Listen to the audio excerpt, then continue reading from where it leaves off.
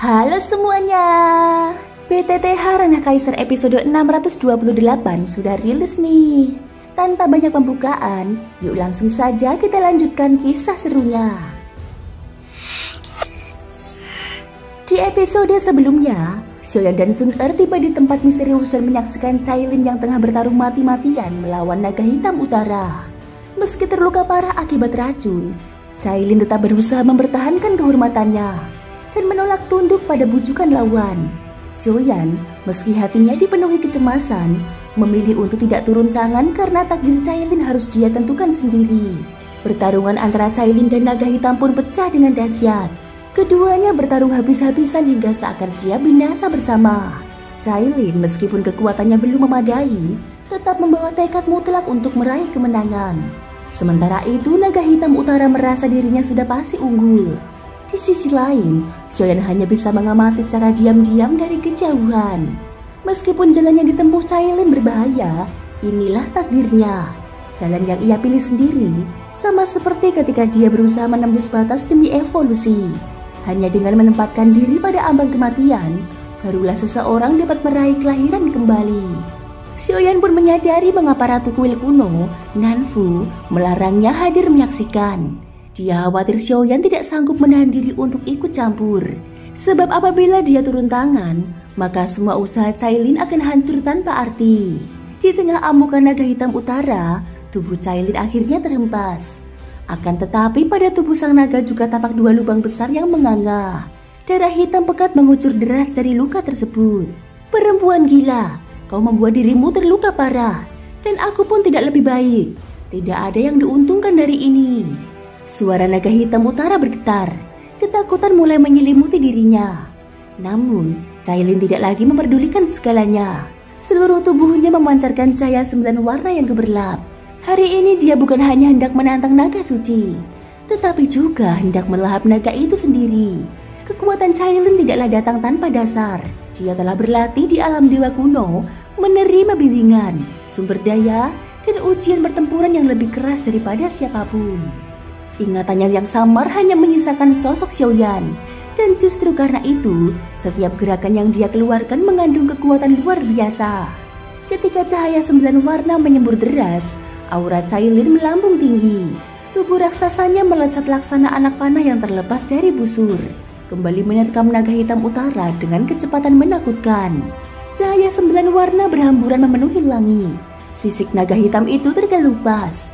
Tubuhnya terluka parah. Dan meski dia mengerahkan segala kekuatan untuk bertahan, Cailin tidak memberinya sedikit pun kesempatan. Dalam sekejap, taring tajam Cailin menembus punggung naga, langsung merobek jantungnya. Mengapa? Kau sudah terkena racunku. Mengapa masih bisa berdiri seperti ini? Naga hitam utara meraung putus asa. Cailin tidak menjawab. Pandangannya hanya menyisakan dingin yang menusuk. Sementara dia dengan kegilaan penuh melahap darah dari jantung sang naga. Pada akhirnya, kemenangan berada di pihaknya. Sun Er yang menyaksikan dari kejauhan baru bisa menghela nafas lega. Sementara dahi Xiaoyan yang berkerut pun sedikit mengendur. Namun saat tubuh naga hitam utara sepenuhnya tertelan, cahaya 9 warna di tubuh Cailin perlahan meredup. Dia tergeletak di antara bongkahan batu.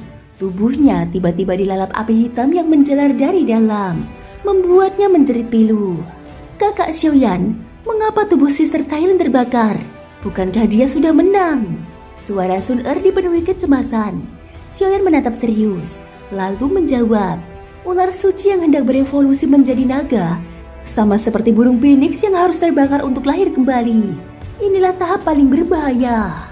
Pada saat itu, makhluk-makhluk buas yang sejak tadi bersembunyi mulai mengepung dengan tatapan mengintai. Mereka tahu Cailin tengah dalam keadaan paling lemah. Dan inilah waktu terbaik untuk menghabisinya. Seekor harimau pemburu langit dari 6 suku segera melompat menerkam. Dia bermaksud mengambil kesempatan, sebab jika bisa melahap Cailin, dia pun dapat berevolusi. Namun, tiba-tiba seekor binatang bermata dua bertanduk gergaji menghantamnya hingga terlempar. Segerombolan binatang buas lainnya segera maju, membentuk lingkaran pelindung di sekitar Cailin. Mereka memilih menjadi penjaganya, sebab jika Cailin berhasil berevolusi, dia akan menjadi penguasa baru, raja bagi seluruh makhluk di wilayah itu. Proses perubahan itu berlangsung lama. Xiaoyan tidak sanggup meninggalkannya. Dia tetap menunggu dengan penuh kekhawatiran. Hingga pada suatu ketika, lapisan kepompong yang membungkus Cailin mulai mereka. Pada saat yang sama, suara panggilan dari Xiao Yueli bergema, menandakan waktunya bagi Xiaoyan untuk pergi. Xiaoyan berdiri, namun sebelum Sun Er sempat berbicara, sorot matanya sudah menyapu sekeliling. Ia sempat mencoba merebut kendali seekor makhluk berbulu untuk ditumpangi, agar dapat memantau perkembangan Cailin. Tetapi, setelah berpikir sejenak, Xiaoyan menghentikan niat itu. Tidak, untuk Cailin, aku tidak boleh ikut campur, bahkan tidak boleh terus mengawasinya. Percayalah, nasibnya harus dia genggam sendiri. Meski hatinya penuh rasa berat dan tak rela, Xiaoyan memilih mundur. Dia sadar, mencintai seseorang kadang berarti memberi kebebasan penuh. Sun Er memahami betapa pedih perasaan Xiaoyan. Hanya dia yang tahu betapa besar luka hati itu. Xiaoyan menoleh terakhir kali, sebelum akhirnya melangkah bersama Sun Er memasuki retakan ruang yang membawanya pulang menuju alam dewa kuno. Di aula utama pavilion Qianji, Xiao Yueli telah menunggu dengan wajah tenang. Begitu Xiaoyan tiba, dia segera berdiri. Xiaoyan melihat ekspresinya, lalu menyimpulkan sesuatu. Apakah Raja Tianzhang telah muncul? Xiao Yueli mengangguk. Dari telapak tangannya, dia mengeluarkan pedang jiwa kehidupan milik Raja Tianzhang. Di atas bilahnya terdapat celah retakan. Padahal sebelumnya cahaya pedang itu selalu gemilang. Kini, redup dan kusam, jelas pertanda malapetaka. Xiaoyan mengusap kepala Xiao Yueli, lalu menoleh kepada sang ratu kuil kuno. Nanfu, bolehkah aku tahu kemana Raja Tianzhang pergi di dunia gunung dan laut? Ratu kuil kuno Nanfu menjawab, di alam bawah. Salah satu dari 9 arca reinkarnasi telah hilang. Dia pergi untuk mencarinya. Yueli pasti mengetahui hal ini. Xiao Yueli mengangguk seraya menambahkan, benar, Raja Tianzhang pernah berkata, dahulu terdapat 9 arca reinkarnasi. Kini hanya tersisa 6, sementara 3 lainnya telah hilang. Jika kesemuanya kembali, kekuatan alam bawah akan meningkat pesat. Bahkan aku pun sebagai Raja Nether akan memperoleh penguatan yang besar. Mendengar itu, Xiaoyan merenung sejenak sebelum mengangguk. Kalau begitu, aku harus berangkat menuju dunia gunung dan laut, mencari jejak Raja Tianzhang. Xiao Yueli segera melangkah mendekat. Ayah, bolehkah aku ikut? Aku khawatir pada guru Tianzhang. Bagiku, dia bukan seorang guru, melainkan ayah pengganti. Aku tidak ingin kehilangannya.